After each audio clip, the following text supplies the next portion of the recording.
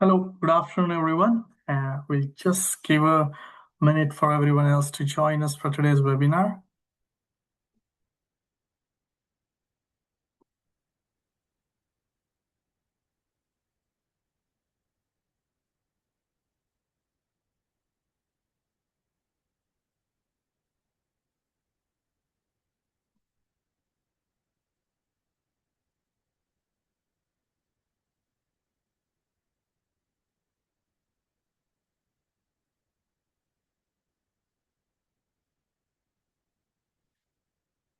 Perfect. So it's just 1 minute past half one, so we'll kick off then.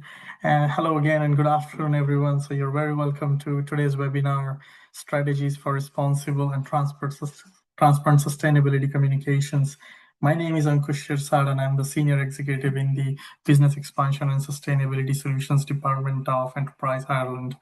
Please note that today's webinar is being recorded and we will share the slides and the recordings afterwards, and the recording will also be available to watch back on the EI website on the sustainability support web page. We will have time at the end for Q&A, so if you have any questions during the webinar, please pop them into the Q&A chat function and we'll hopefully be able to answer them at the end today. So for today's webinar, I'm joined by Laura McDermott, CEO at Collectivo, Sean Boyle, CEO at Unitmode, Carlota Coelho, who's a policy lead at BLab Global.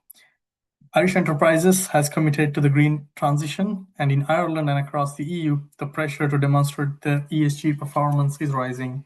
However, without credible action and evidence, sustainability claims can cross the line into greenwashing, damaging the trust, risking regulatory penalties, and delaying real progress. In a recent survey, 71% of Irish consumers said that they would stop buying from a business if it misled them about sustainability, and therefore communicating sustainability meaningfully is a challenge, one which often requiring businesses to strike a careful balance between meaningful action and messaging. And the self-assessment is no longer sufficient under the EU rules and upcoming regulations such as the Empowering Consumer for Green Transition Directive. Therefore, today we discuss the steps for developing strategies for responsible and transparent sustainability communications. And for that, we have a fantastic panel with us today. So let me introduce our panel for today. So our panel will be led by Laura McDermott, who is the CEO and founder at Collectivo and a recognized leader in sustainability and innovation. Her work focuses on redefining how organizations approach sustainability. We're also joined by Sean Boyle. He's the founder and CEO of Unitmode, an AI-powered platform engineered to eliminate greenwashing and drive climate action through credible communication. Sean is a recognized expert at the intersection of marketing, regulation, and environmental integrity. We are also joined by Carlota Coelho, who is the policy lead at BLab Global and has a background in European Union law, and leads advocacy initiative at a global level in the sphere of corporate sustainability in collaboration with responsible businesses. She's also a member of a technical expert groups at EFRAG, GRI, and ISO. So without further ado, I will hand it over to you, Laura, to cover our main theme for today. Thank you so much. Thank you very much, Ankush, and hello, everybody. Thank you for sharing your lunchtime with us. We hope to both inform and entertain you over the next hour or so. So I'm going to just kick off by sharing my screen. You'll find in the chat a link to a Mentimeter, which is where we're going to have an anonymous survey to just get a sense of who's in the room and the different kind of roles you might be occupying. Okay, so somebody from our team will be dropping that in the chat shortly, and you will have a QR as well in a couple of slides. But to kick off, as Ankush very, very eloquently introduced, we are here to talk a little bit about strategies for responsible and transparent sustainability communications. And the context here for us is that it is this balance between, you've done the work, you've invested in your sustainability, and you want to communicate that to the world, but there is a balance that we need to strike, and this is becoming more and more important in today's world, and we'll discuss a little bit as to why. But this balance between both being ambitious and showing the fantastic efforts that we're doing as organizations, and then also understanding the risk and the changing landscape around communicating and best practice. Okay. For those of you who might know us, we are Collectivo. We are a global boutique consultancy that really specializes in the design and innovation side of sustainability. So we have projects and clients across Europe, the Middle East, and Latin America, and we go from looking at a strategy level, which is our future-proof pillar, right through to the redesign of products and services to embed a lot of best practices there. Okay, and we're also a green service provider to Enterprise Ireland, IGA, and Leo and Uleros clients as well. Okay. So what we're going to be looking at for the next little while is we're going to start off and just kind of enter into this space, right? To set the context and understand what the scene is, right? What's going on at the moment and why we're here today. We'll then look a little bit about responsible communications and what we understand by responsible communications in a few different contexts and through a few different lenses. We'll then have an open conversation with the panel around real world examples of greenwashing and then responsible communication strategies as well. And then finally, we'll close with some suggested next steps. Okay. And as Ankush already said, you're very welcome to put any questions that you have into the chat. Okay, before we kick off on some of the slides, I'm going to ask you to take a little look at this QR code. Okay, it's also in the chat. We're not going to share the responses in real time, but I will refer back to them a little bit when we're talking to different panelists along the way. And it's just to get a sense of who's in the room, okay, and what your level of knowledge might be around this. There might be some organizations who've already done a lot of work around their responsible communications. You might be having reviews of your campaigns and your materials. There might be others who are kind of arriving fresh. And some of these concepts might be quite new to you. So we're going to try to have a conversation that makes it accessible for everybody, but also gives enough materials for you to be able to follow up afterwards. Okay.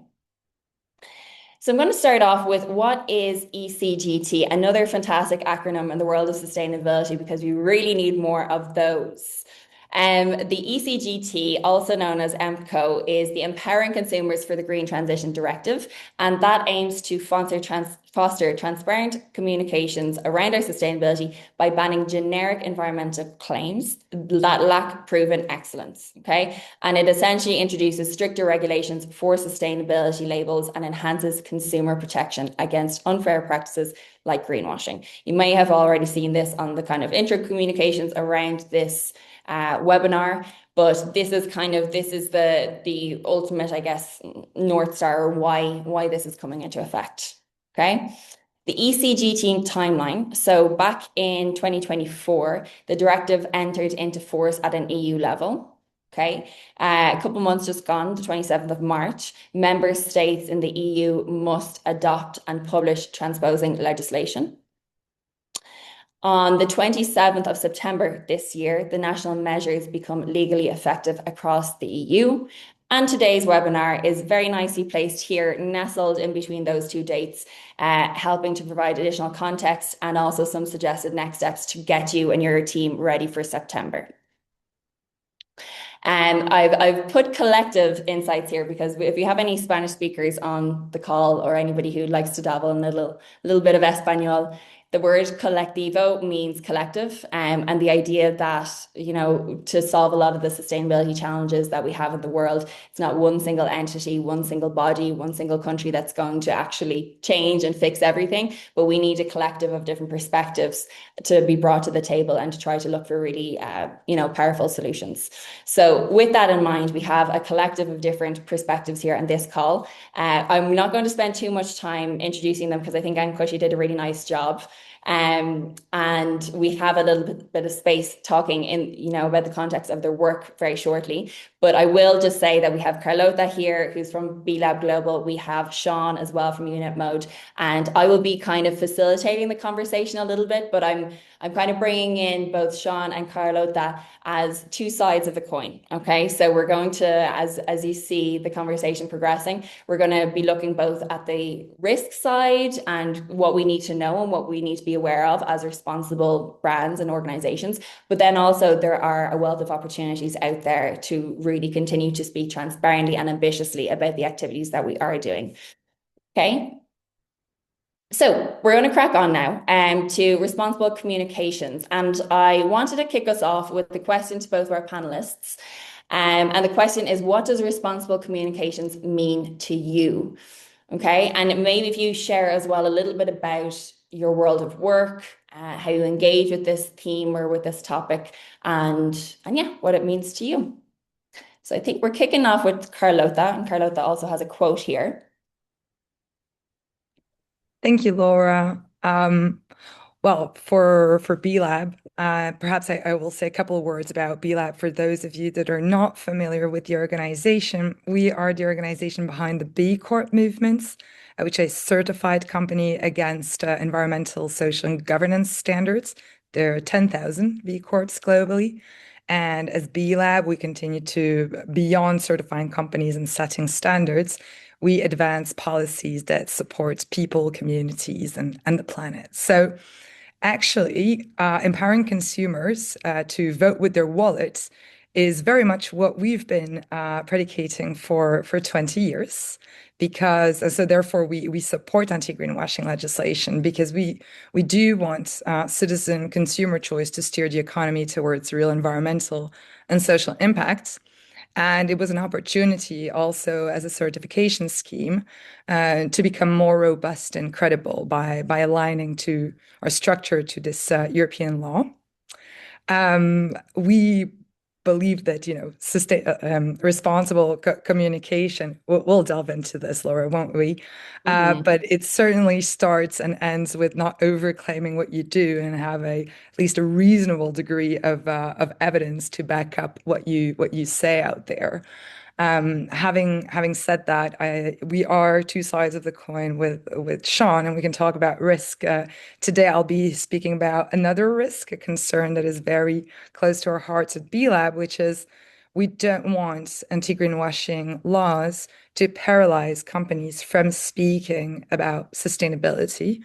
I understand, we have a lot on our minds. We have cost of living, so affordability of food, of energy. We have our eyes on the Strait of Hormuz. We are concerned about the erosion of democracy, rule of law across the Atlantic. There's AI. There's just a lot. So I'm really pleased to be here today to find path for responsible marketing, which is essential to keeping sustainability very high on the agenda. Excellent. Thank you, Carlota. And I can see from our responses that the majority of people who are part of the call today do come from sustainability or marketing or communications roles. So I think this will be helpful for those profiles, but then also for the profiles that fall out of those job descriptions or job titles. This might be a new perspective to bear in mind.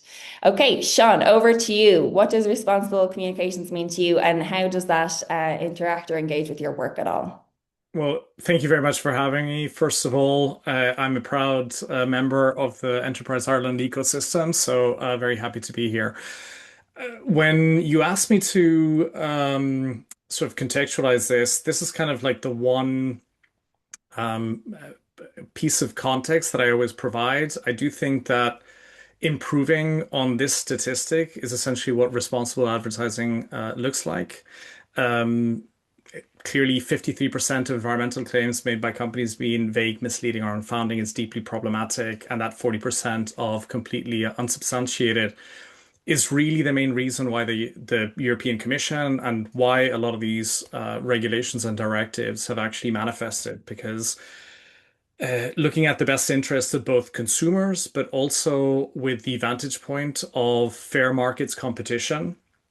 The EU, and the EU is not alone. UK has been actually leading the pack for the moment, but we've seen similar efforts in Australia and Canada and others where they are trying to protect both consumers to ensure that when they're making purchases, they're making informed decisions. And consumers is not just necessarily the B2C, but it's also the B2B. And also in this context is investors. Had a conversation with probably the largest platform of ESG ratings in the world yesterday. They are subjected to new laws where every single ETF or financial instrument that they present has to be rated through a methodology that is very transparent. So they are also bound by the rules of the EBA, of the European banking system, to be able to comply with this. So responsible communication encompasses all of these different areas, but evidence is probably if I were to sum it down to one particular word, I would use the word evidence and supported documentation. Excellent. Thank you very much. We're going to move on now to some questions. Well, we'll set some a little bit more context to begin. So some of you on this call may have been at the Change Now conference in Paris last month. Was it last month or the month? We're already in May now, so it was back 2 months ago. And during Change Now, there was the very vibrant launch of the Green Shouting Guide, or at least one of the launch activities. And B Lab and a couple of the other partners who were responsible for putting this guide together presented it to the participants of the workshop. And there was a very rich conversation around, this exact topic. And I know that Carlota will feel very passionate about it now once we start showing these resources. But I thought that there was this really great slide that just helps to get us all on the same page as to what we're talking about when we use these different terms. Okay. So when we talk about greenwashing, in a nutshell, it's when you say more than you do and exaggerate your impact or scale. Okay. In the context that we're talking now, there are also the risks of fines, reputational damage, and mistrust. Okay, so you'll have these slides afterwards and you'll be able to go through all of the different sections. But just high level, that is what we understand as greenwashing. When we talk about green hushing, that is when you are doing more than you say. Okay, so you actually are investing, you are actually making the changes, you have embedded it into your strategy, you have taken, you have really taken measures to improve your performance, but you are downplaying the real actions that you're taking. Okay, and this also presents different risks. There's inconsistency around your brand. It's also on a culture level kind of difficult to reconcile, your people seeing that you're doing a lot but not talking about it, and there can be other challenges that are presented when we green hush.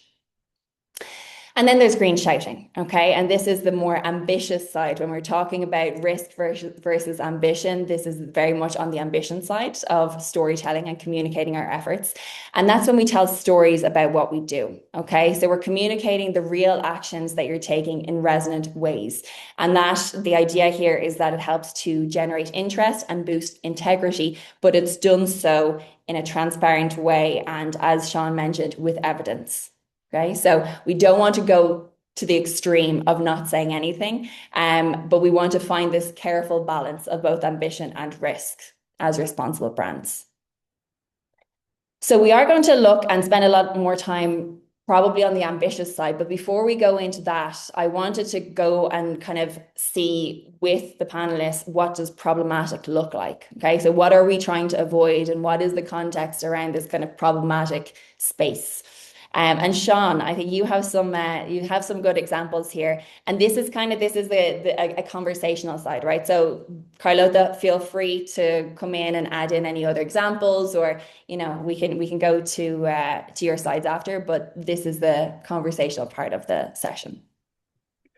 Thank you, Laura. Yeah, so what does problematic look like? Well, that's really a good question, and it's not what the directive says. It's not really what the legal team thinks it says. It's what does a regulator actually pursue, and what does the language on the page look like when they do. So let me start with an example that is closer to home.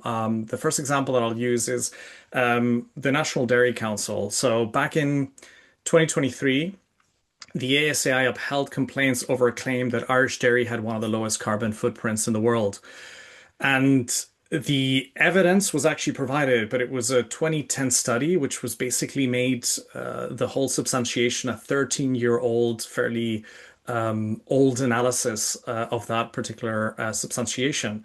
And less than a year later, the NDC was back, and this time they had a TV spot which was describing Irish milk as naturally nutritious and sustainably produced, and it was again upheld. The main reason was because the word sustainability really there was no evidence behind it. Another example is was the example of Energia, that the ASAI ruled against the energy company that it was 100% renewable. And what was really striking is that Energia really followed all the regulations, all the rules around the guarantees of origin. But even though they followed the system and the marketing was still strong, it was still upheld. And just because the connection between the evidence and the claim was too far apart. And the third one was the DAA. There was a radio ad referred as saying that they were halving the airport emissions. So the ASAI required the wording to be revised because they found the phrase was ambiguous and overstated what the company was actually doing. So what these cases actually share, like the dairy farmer, the energy supplier, and the airport, they're telling real sustainability stories. None of them involve outright dishonesty, but the problem in every case was just the gap between the language on the page and the evidence behind it. And these are the ASAI rulings, so which is a self-regulatory body. There's no fines, no real enforcement teeth. It's just a request to withdraw the ad. But what is actually happening now is a little bit different. So this example here for Shane, which is from Italy back in August 2015. It was a 1.15 million euro fine. It included problematic language that was vague about the claims around circularity and contradictions between sustainability claims and actual product composition. So same pattern as the Irish cases, generic environmental language, evidence-based that just didn't hold up because the evidence wasn't really present. But this time a regulator with the power to fine, and a fine that really lands. So here's the detail that really matters to this room. The entity that Italy pursued was a Dublin-based agency. Irish company, Italian enforcement. So what we're actually going to be seeing a lot more of as the September deadline comes up is that the likes of the CCPC, which is a consumer protection agency, will move from compliance notices to fines of up to 4% of turnover. So when you ask me what problematic looks like, this is probably the best example that I can give. Great, thank you, Sean. I think you kind of you brought up something there which I think is good to note, and that is, a lot of time, like in my humble opinion, I don't think people or organizations are going out to intentionally greenwash, right? Like the awareness of what is good, what is bad, what you're allowed to say, what you're not allowed to say is all relatively new. I think that we get excited when we make strides in our sustainability and we want to share it with the world, right? I think the way in which we do that now needs to be done more responsibly and conscientiously. But I also think that there's,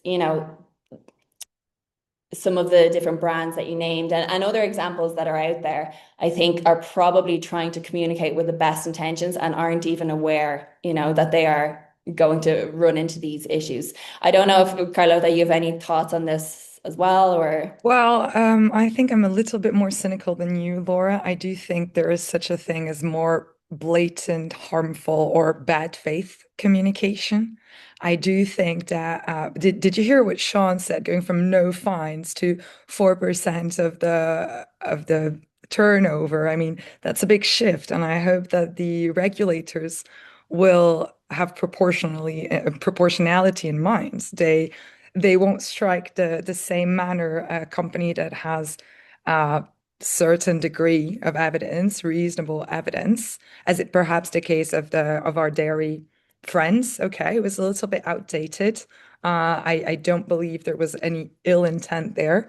So I do trust that the regulator will differentiate those cases, because again, there is what I'm scared of, and what think I'm seeing is B Corps who already meets very high standards for sustainability are so scared of greenwashing that they're going silent. They're green hushing, and if responsible companies stop to communicate, there's going to be less visibility around sustainability.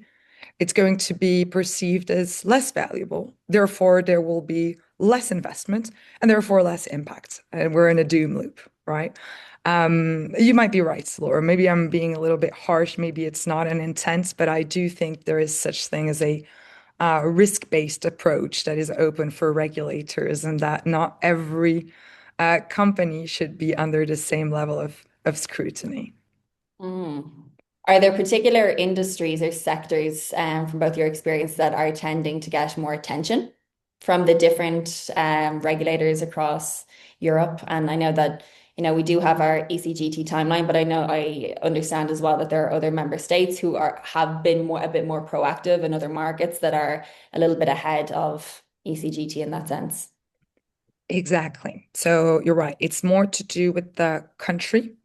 Let's say the Netherlands, for example, has undertaken a crackdown on greenwashing for many years. And naturally, there are some either sectors or like aviation or business models like ultra fast fashion that are a little bit higher on the radar. And well, I think as B-Lab, we would agree with this prioritization. Yes, I think that there's so many examples. You took the word out of my mouth. I think what Netherlands are, as an example, I think Amsterdam banned meat and fossil fuel advertising, and we're seeing like airlines as an example. I think there was probably one of the biggest crackdowns was both in the fashion industry and also in the airline, aside from sort of the fossil fuel industry.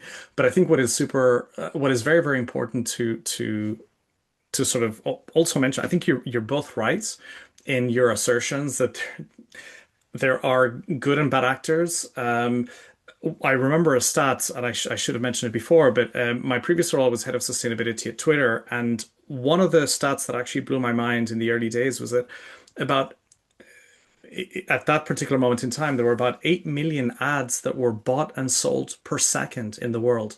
So Wow. engaging or understanding that there's an all of the above like checkbox that occurs here.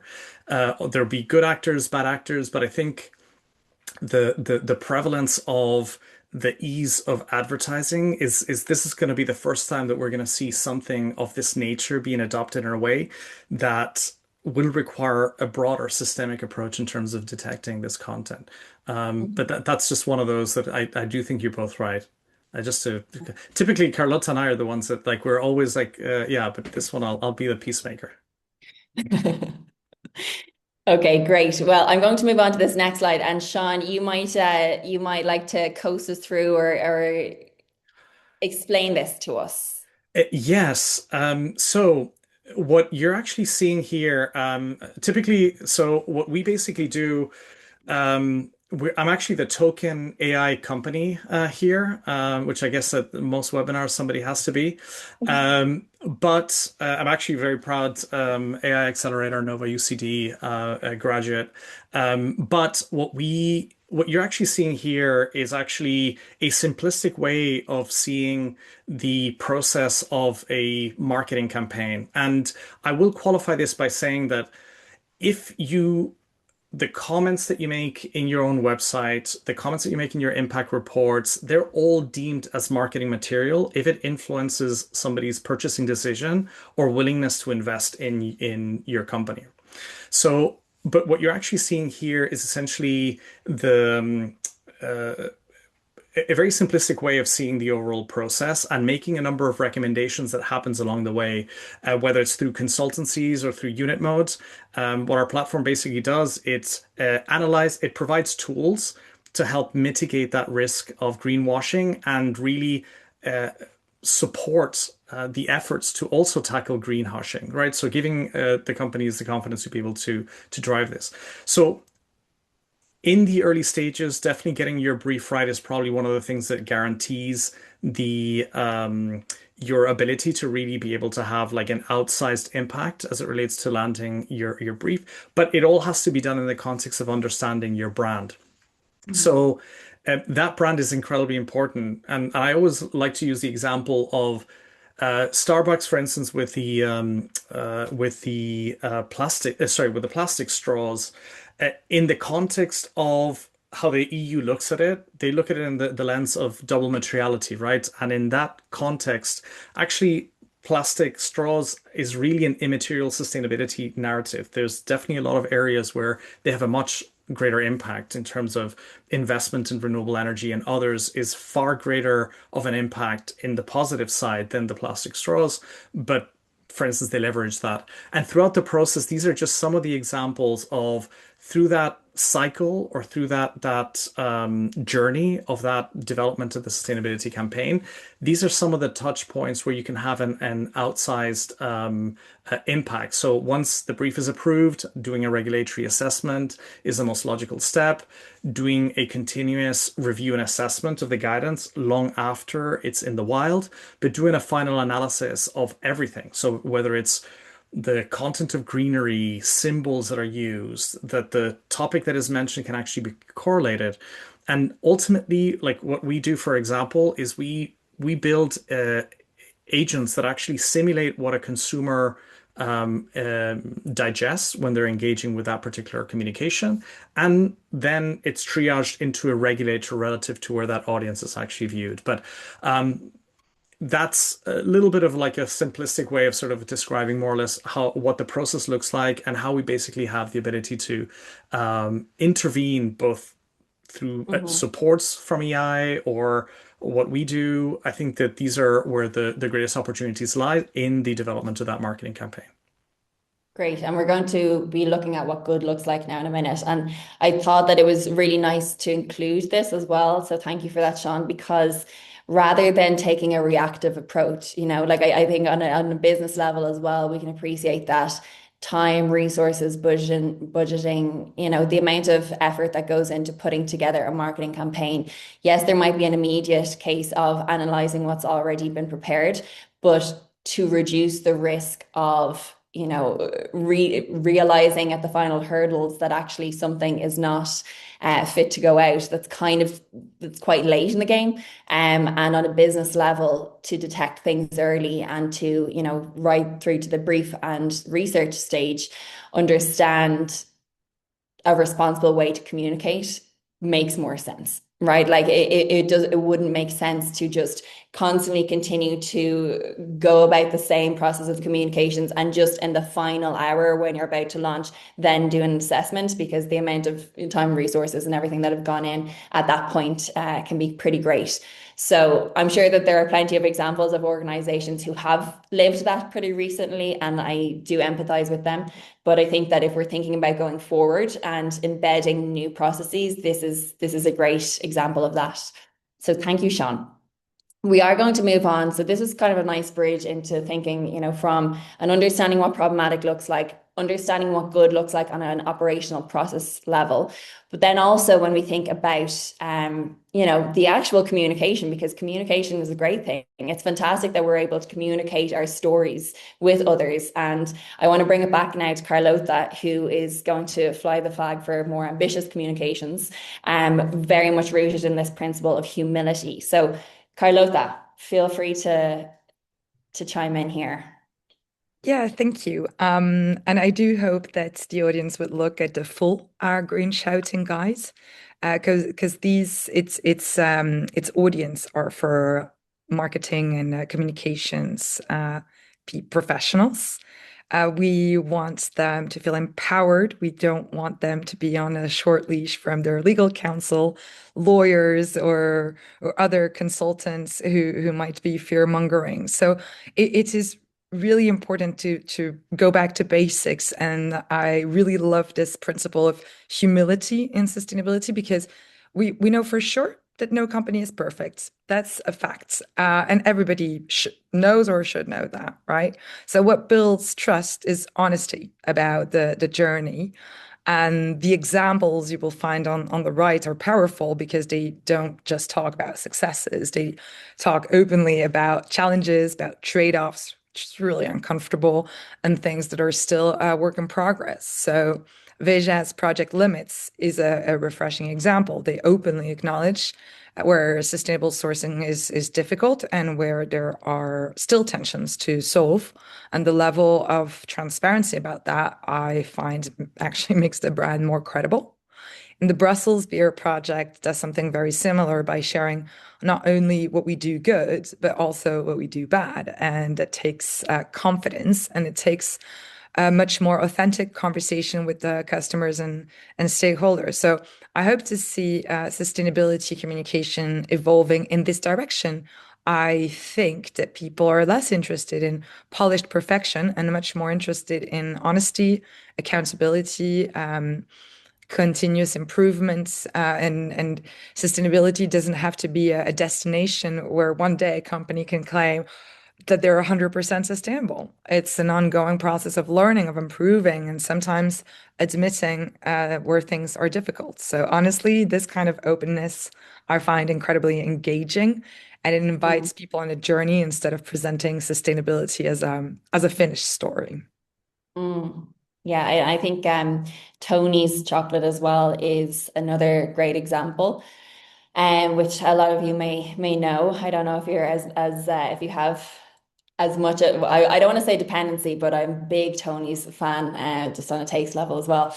Anyway, I think that they do a really great job at authentically communicating as well, and I think this is really the message that we want to drive through, with everybody leaving today is it isn't a case of being perfect. And also, like, consumers are beginning to be suspicious of green claims that seem very absolute. So talking about the journey, talking about the difficulties, and actually being humble in that, I think is actually quite an authentic communication approach to take, and can, unlock a lot of opportunities for brands. So we could actually be seeing the beginning of more authentic and humble sharings as well on that level. Sean, I don't know if you have any thoughts on this one before we move Yeah, on. this is, I think, it's part of that trust that a brand wants to build, that relies on you showcasing credibly that yes, you're moving the needle forward, and there's a long road ahead, to be able to solve this. But I think something that we all share is the danger of people not wanting to tell their stories. And I think that I mean, for all the different brands that really rely on surgical precision, so on, will be less likely to want to talk about their shortcomings. But I do think that wherever possible, that honesty definitely goes a long way. And actually, there's one particular example. There's one of the clients that we actually work with. They Everything was incredibly manicured. We were trying to identify and showcase some of the content we were reviewing, but once it went out to one of the areas that became a blind spot is that they went into their influencer marketing. And through that influencer marketing, they actually realized that they had handed over the narrative to influencers. And because it has immense connection and everything, like, it's highly impactful. I think nowadays it's definitely a core component of that marketing scene. But what it did happen is that it created probably the greatest potential risks, because the inauthentic narrative of those influencer marketings around the particular story was the absolute opposite of this example that you see here. And it can be done the right way, but also it can be incredibly problematic if it's actually not done in a way that is genuinely authentic. And I think that that's the one thing that I really like about the examples that Carlotta brought up, that I do believe that they seem very genuine. Yeah, no, that's a great point. And I think that there's so many different ways of marketing and communicating in today's world. And the influencers point is a really great one to bring up, because it is, I mean, if we think about the slide that you had before, it's, you can design the briefs and do your research, but ultimately, if you're then passing those, I guess the concepts, and if you're passing the materials on to somebody else who doesn't have the same level of knowledge or awareness of what is good, what is bad, what do I need to be aware of here, it does present more risks. So taking a more kind of systemic view of, what are our touch points, who are our channels, etc., is a really nice point to bring in. Thank you, Sean. Okay. We have in the Green Shouting Guide getting great spotlight today on this webinar, but on the Green Shouting Guide, it is a really great resource, and that's why we have included it so much. But it has a really nice set of templates, okay, that you can go through. And I wanted to bring Carlota in maybe a little bit to explain step one. I really like how visual and how well communicated the actual guide is itself. But things like this first page that you see, it's not the first page, it's page 16, but this page that you see here in front of us has both a case study and then also kind of prompts to get you thinking inside. So Carlota, do you want to share any thoughts or background or context about this Sure. guide? This study? Again, this guide is aimed at communicators, right? And there is a certain irony in having me here present because I've been on the wrong side. I'm the evil lawyer that uses jargon and the ESG experts, and that has also been a disservice to the cause of sustainability. So I have renewed and tremendous appreciation to the communicators out there and the storytellers. Here's a very easy way to start. So with a certain simplicity, start with the strategy. That is the starting point on what you're going to communicate. It will tell you what are the important impacts that the company has decided to manage, that your company has decided to manage, how, through which actions it will manage those impacts. And ideally, it's important to have some kind of metrics or indicators to monitor progress towards these objectives or these targets, right? Because that's the story that you will communicate year on year. And you really want to build the narrative bottom up. You really want to start looking what you're actually doing, rather than a few years back. You probably remember it was a lot about net zero pledges, aspirational targets, commitments. I think that era is over. And I think there's a renewed responsibility from the sustainability and legal experts to be a little bit more humble and to meet halfway our colleagues from a marketing and communications team. Excellent. Thank you very much. So we're going to build on that and look at really next steps between here and September and how can we use some of these principles to guide us through. This point that kind of came up before. So what we ideally want to arrive at is responsible communications by design, right? Not by reaction or not as a result of reacting to a threat that we've seen after a lot of work has been invested in a campaign or etc. So some key questions to just prompt us thinking about how we would go about adapting that and how we would go about creating a culture and a new norm of responsible comms by design is by asking ourselves, do our communications stakeholders know, are they actually aware of this, of the changes that are taking place, of what good looks like, of what bad looks like, and the changes that should be brought in. And I think, Sean, your mention there of influencers is a great stakeholder that I had forgotten about for the moment, but you brought that up. And I think everybody going through that activity of mapping out, okay, who are the different entities or people or stakeholders, both within our company and also outside of our organization, who we depend upon or who are, sharing the news of our brand or of our business.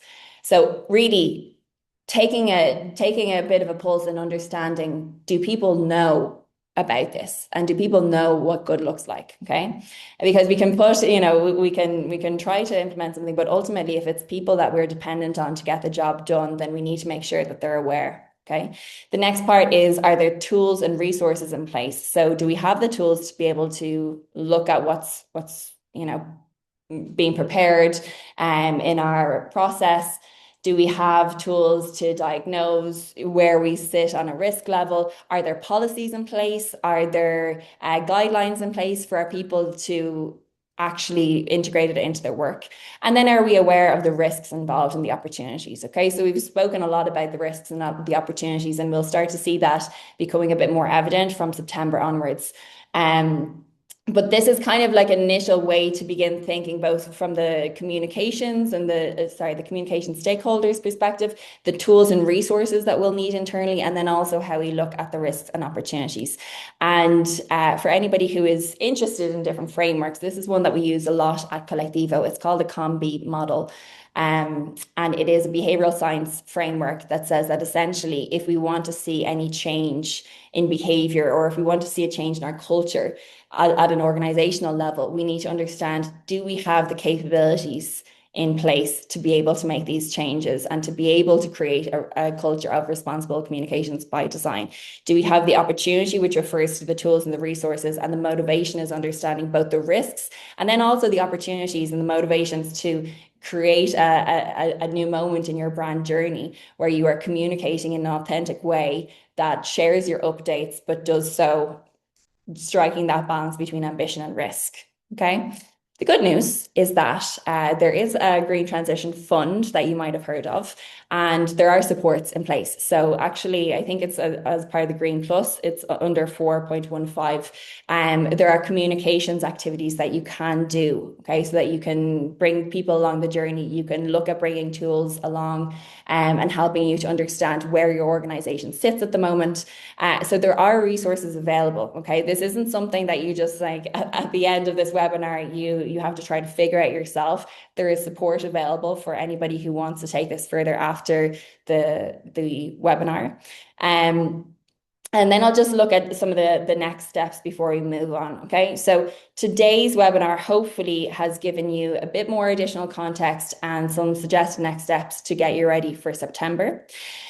We obviously have the September 27th date that we learned about before.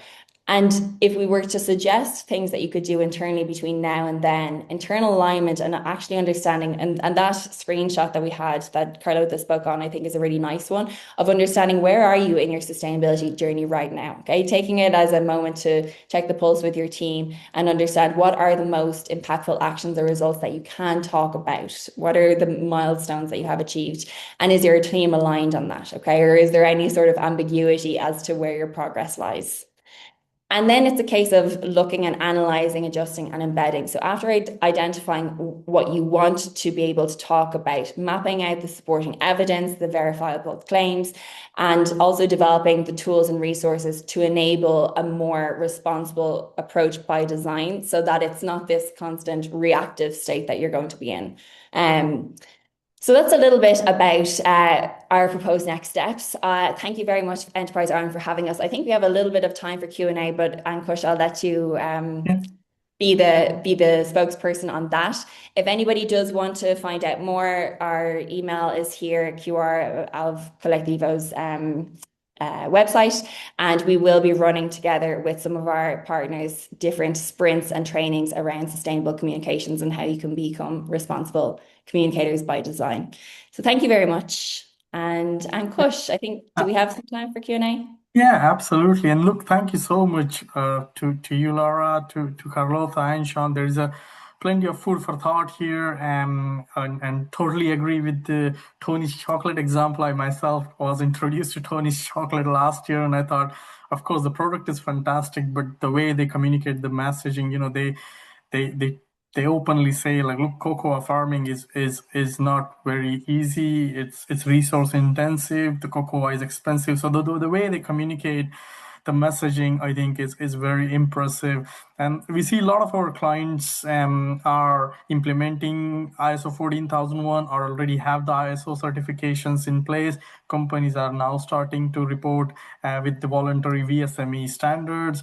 And so it's a great way the companies are highlighting their sustainability topics and communicating sustainability. We see a lot of our clients are looking at green public procurement, tendering processes, CBAM, the EU deforestation regulations.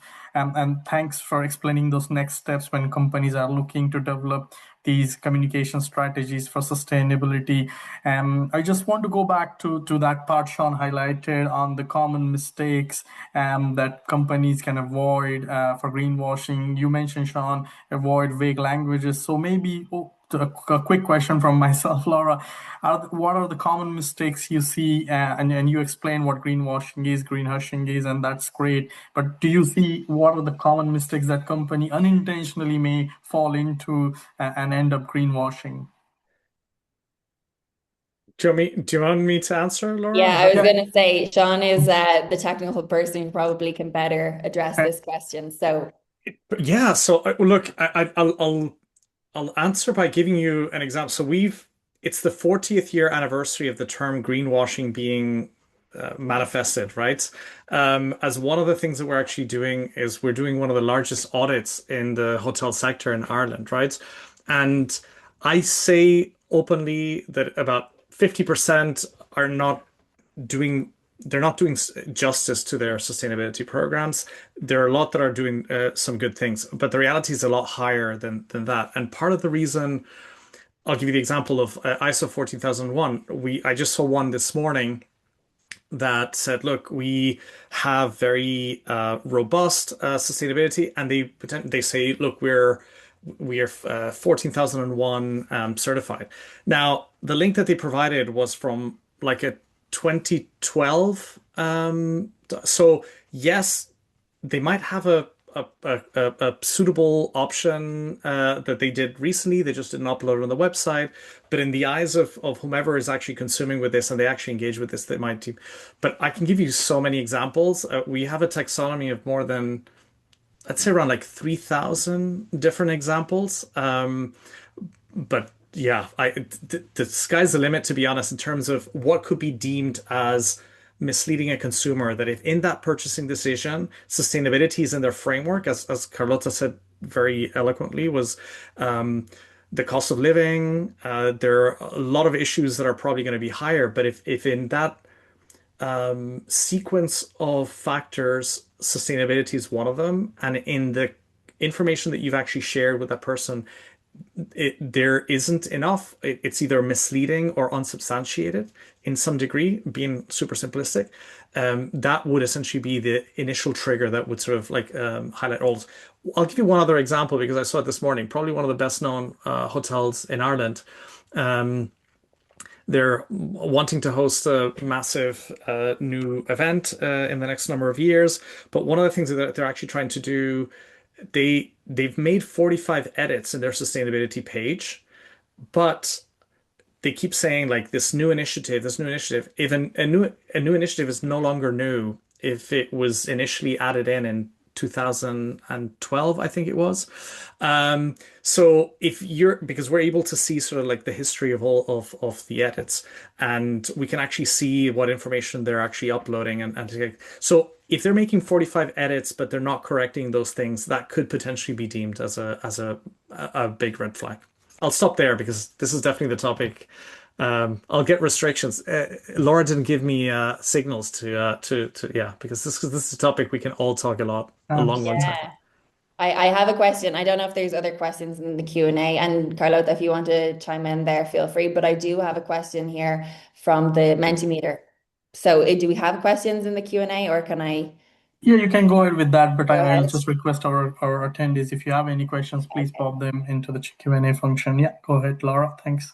Okay, so there's a question around using terms like green electricity tariffs, 100% renewable energy tariffs, or guaranteed of origin. And the question is basically understanding where they sit on the scale of greenwashing for utility sector. Yes, Sean, Happy go to ahead. jump. Yes. So these, okay.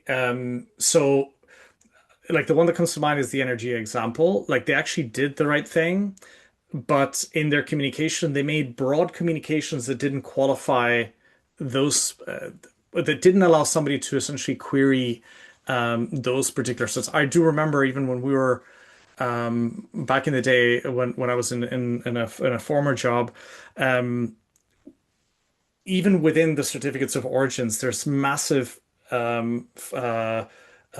array of quality, right? So even how that's actually fully ratified, like in the certificates of origins, you get high quality certs, you get low quality certs. what you need to do is just be transparent. Whatever you're saying, just highlight it. And if you're qualifying that particular statement, provide sufficient information for somebody to be able to make the decisions by themselves. And one thing that I'd highlight strongly is ensure that there's no more than one click away from that information, because like we were looking at one of the biggest automakers in the world, and we had to click 15 times to get to an answer that they were making in their ad. So that's clearly problematic. But in whatever context that question was framed, it's definitely is like whatever you're saying corroborated. Definitely offsets right now are so badly tarnished, and this is definitely falling within sort of the spectrum of offsets to some degree. But there are there is enough information there to be able to hide it and say, like, this number is construed by this, these are the certifications, this is the third party that actually has provided this information to us, and ensure that in whatever you're saying can be qualified by somebody by no more than one click away. Can I Great. add something? Yeah. Because we're very, very lucky to have Sean in this webinar, because not as many people are knowledgeable. And we are in a moment, very tricky moment, where we're waiting for potentially 27 different versions of this law. I'm aware that today we're interested in what's happening in Ireland. I would not underestimate the influence of other regulators on those emerging practices. This is not going to be the most fun year. This 2026, 2027, we will learn more and more what it takes to make such claims as 100% recycled or 100% renewable. So just wanted to caveat that Sean is right, and there's still a lot to come that we should keep an eye on. And also, again, not succumb to paralysis, and not hesitate for a bit of thought leadership. It's also going to be helpful for the regulators if organizations like ours, like Enterprise Ireland, like Collectivo, like Unit Mode, like B Lab, also stand together to help draw, to help balance and understand what is a reasonable level of accuracy, of robustness, of evidence, because you don't want also the cost of verification to be prohibitive or come at the cost of innovation, right? Absolutely, that's very important. No, thanks. We have one question there from Dermot. Can I just say another piece on that very quickly, Ankush, before we move to the next question? I think that's as you said, Carlo, that there is a lot of change, and we will see with the implementation, what the kind of the norms are, what what is going on in different markets. And also, I think that what is within our control at the moment is to take stock and to look inward and to see, okay, well, where are we in our strategy? What have we done? And so I think that there is a lot of change to come, and people on this call might be a little bit exhausted of change. And there's a behavioral science principle called the ostrich effect, which is basically when an ostrich, doesn't want to engage anymore, and you just put your head under the sand. We don't want that either, okay? Because we still have autonomy over our own processes and our own resources and our own tools. So really, while yes, there is some level of change, take it as a moment to look inward and to really use these next couple of months to take stock. That would be my suggestion. Sorry, Ankush, go ahead. Great. No, we have a question from Dermot there. How can consumers be better educated on how to see through the false sustainability claims? Is that the job of the regulators, or do responsible companies have a role to play? We all have a role to play. Exactly. And not only even, I would even say platforms. So anybody that is actually like the platforms are probably the ones that are supercharging this. And I include like the likes of TV stations and others that are, I think that we need to do a lot more. But what makes it really, really difficult is every fifth asset that you engage with in social media is an ad. It's very difficult for regulators. They're not equipped to do this. UK is the first one that has proactive AI detection. But yeah, I'll leave it at that. I think as well, so I teach at a university in Spain, a lot of MBA students, and a lot of time this question comes up of whose responsibility is it? You know, is it the regulators? Is it the private sector? Should consumers? A lot of times it's actually talking about our digital well-being and like the length of time that we spend on social media. And I think that there's no one absolute right answer to this question, and you might ask 50 people and get 50 different answers.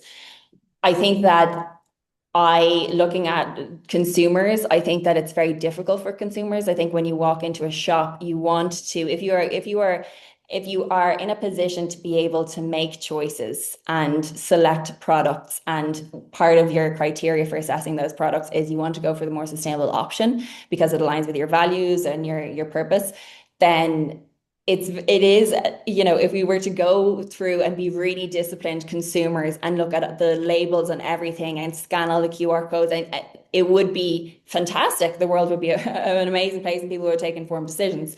But I think the reality is, and part of where the ECGT comes from, is that it is difficult for consumers. We are constantly being fed different, you know, pieces of communications, of advertising, and we already have a lot of things in our mind. So that's where I think that this is coming from a business level, and making those changes, and from a regulatory level as well. I know we're just at time now, so I'll. Yeah, no, look, that's great information, and thanks, Carlota, for sharing the link for the Green Shouting booklet. So we'll share all those resources along with the slide and the webinar recording. But just before we finish, I might just share my screen to highlight. Laura alluded, there are supports available for companies when they're looking to develop these strategies. So I'll just share my screen there quickly to go through the supports. So for those who have joined our previous webinars, you would have had a brief run through our range of supports available. So you can see from our webinars to different on the different sustainability topics, but also our Kickstarters and leadership programs, to our grant supports, to access advice and training, as well as our capital and R&D supports are available for companies when operationalizing sustainability at different level. Companies can use Green Start to access the advice on developing communication strategies for sustainability. For example, it's a support up to 7-day advisory supports with 80% funding, where you can get an expert in to provide advice and guidance. But if you really want to build the internal capability, as Laura highlighted, you can use the Green Plus for building as a building capability grant. It's a training grant, so typically here we would support companies aligning to the international standards such as the ISO ones or the B Corps training, or the EcoVadis of the world. So these are the supports that are available. There are also capital investment support for companies to decarbonize their manufacturing processes, and they can communicate that. So if companies are looking to build a communication strategy based on that, you can also again look at our advisory support such as the Climate Action Voucher or under Green Start. So just in the sense of time, before I finish, I really want to extend a huge thank you to Laura and the panel for working so closely with us for developing this webinar and sharing the wealth of information here today. We have covered all our webinars for the season. So today was our last webinar of the season, but all these webinars are available on the Enterprise Ireland Sustainability webpage. You can go back to them to hear the insights. And if you need slides for those, you can always reach out to us at the green inbox at green@enterprise-ireland.com. And any client companies who are on the call today and wondering how our supports can help them, whether to develop these strategies for sustainability communications or any sustainability topics they are working on, we are open to hear from them. You can engage with our sustainability team, or you can touch base with your assigned client advisor, and all other clients of local enterprise office or IDA can touch base with their relevant authorities. So again, Laura, and to all our panel, a huge thank you. Thank you for joining us and your availability and supporting us on today's webinar. Have a lovely day. Thank you so much. Thanks a million. Thank you. Bye, everybody. Bye. Have a great day. Bye. Bye.